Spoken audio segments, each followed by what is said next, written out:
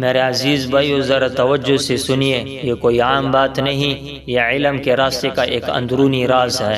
صالح بن کیسان رحم اللہ فرماتے ہیں، میں اور امام ابن شہاب زہری رحم اللہ دونوں ایک ساتھ علم حاصل کرنے کے لیے نکلے۔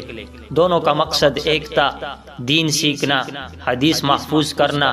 ہم نے فیصلہ کیا چلو نبی کریم صلی اللہ علیہ وسلم کی سنتیں لکھتے ہیں۔ جو کچھ براہ راست رسول اللہ صلی اللہ علیہ وسلم سے سنا وہ سب لکھ لیا۔ پھر صحابہ کرام رضوان اللہ اجمعین کے اقوال سامنے آئے۔ یہاں ذرا رکیے، یہ وہ موڑ ہے جہاں اکثر لوگ پھسل جاتے ہیں۔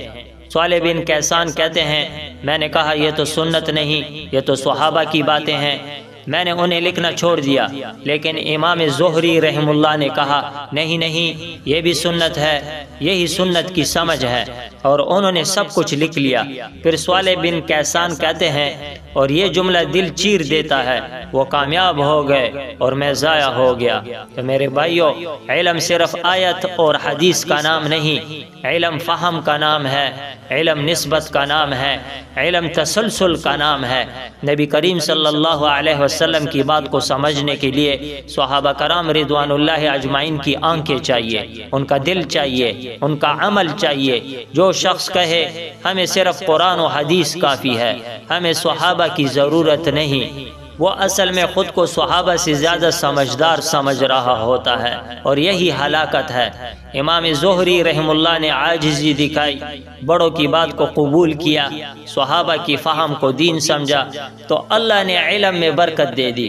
اور دوسرے نے کہا یہ سنت نہیں، اور علم کے دروازے اس پر بند ہو گئے۔